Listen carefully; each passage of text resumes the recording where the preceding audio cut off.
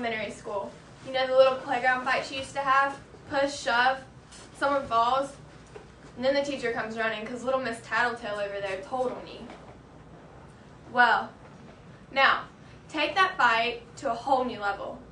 Take it out to Amstar's parking lot, and you're around the age of 16. Teachers used to stop those little playground fights, and they were harmless. But now, as you get older, fights get bigger and worse. I would know from personal experience. Lately, especially in Macon, there have been plenty of fights.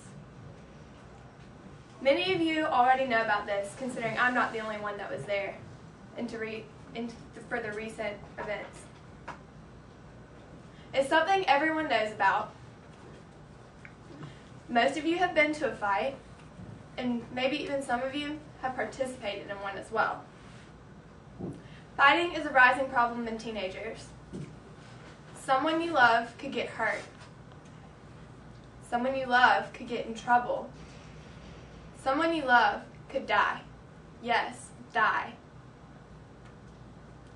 Physical fighting is a rising problem in teenagers, mainly around the United States, because teens feel the need to settle arguments by using violence.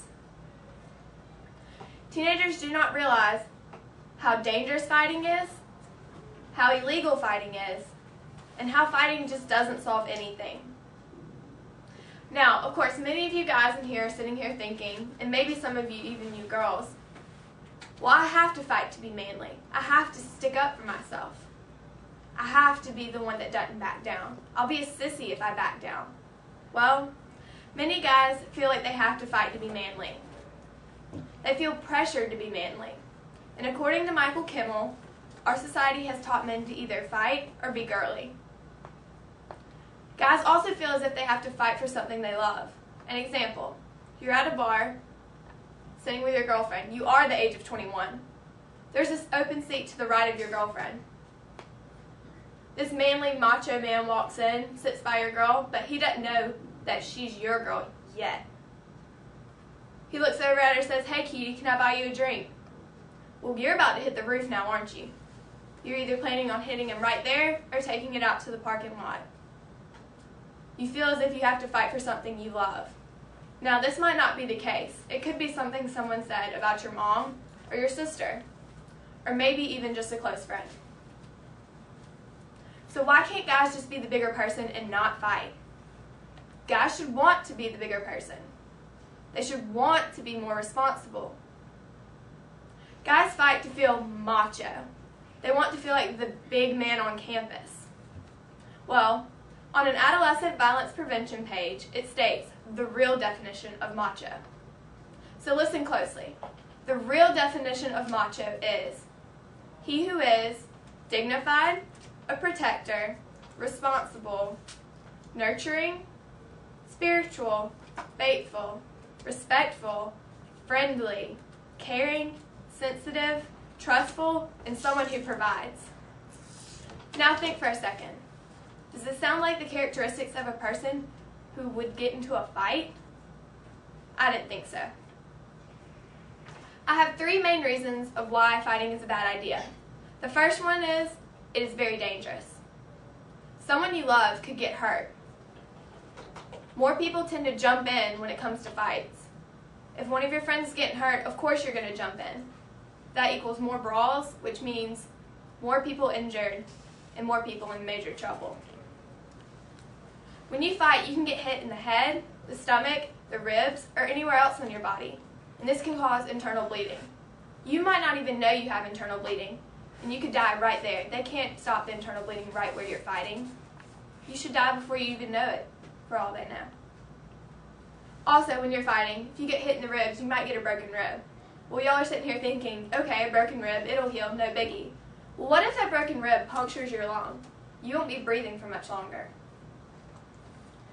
Usually, serious injuries are never intended when it comes to fights, but usually do occur.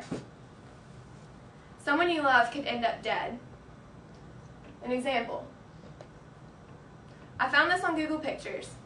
Parma man dies after getting a head injury in a fist fight, stated by Cleveland News. How would you think his family feels right about now? What if that was your dad? My second reason of why fighting is extremely bad is because it's illegal. Videos on Facebook and YouTube can also lead for you to be expelled and suspended from your school, and it also will lead to a legal case.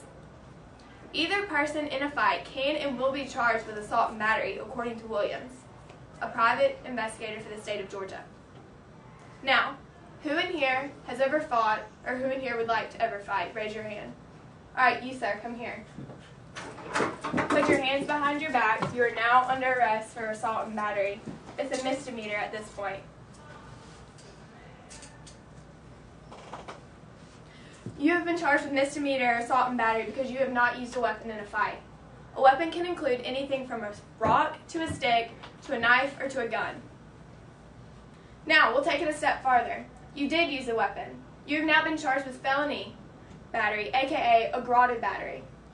That means you have used a weapon, and your sentence will be more severe and longer. Now, we'll say you're the age of 15. You are a juvenile, which means you can be tried in juvenile court and you can go to juvie. But in this case, since you've been charged with assault and battery for the crime of fighting, the prosecutor gets to decide whether you get tried in juvie or you get tried in adult court and get the adult sentence. Now, who wouldn't try a teenager for fighting in adult court? Also, stalking and harassing leading to fights is also very illegal. Known true by the police department school, stalking, which is willfully, maliciously following a person around, harassing, or threatening with intent of putting a person into fear, is also illegal, including egging cars, rolling houses, and writing mean, hurtful words on cars, and many other things. A person charged with this, or a person even at the crime scene, will be charged with one charge of criminal damage to personal property, along with many other charges. This is considered a misdemeanor with jail time, according to Detective Williams. Now, if someone dies in your fight, you are now charged with murder in the first and second degree, and you may also be charged with voluntary manslaughter. This comes with a very long punishment, and you will just rot in jail. Now, my last reason that fighting is very bad is fighting does not solve anything. There's other ways to stop fighting. Just talk it out. Most teens only learn to use violence off of violent video games. In an article about effects on violent video games, research shows after playing video games, teens are more violent. Now, also, Facebook starts fights. An example is this visual from Wall to Wall. Now, Jane has posted her status as wanting to fight Sally.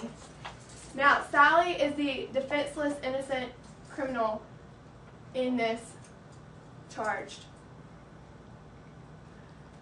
Sally tries to back down, but Jane just won't let it go. With all these likes and comments on here, it's public, and she's being peer pressured.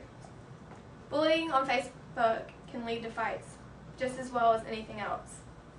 Now, the most recent thing I've heard is parents tell kids to stick up for themselves.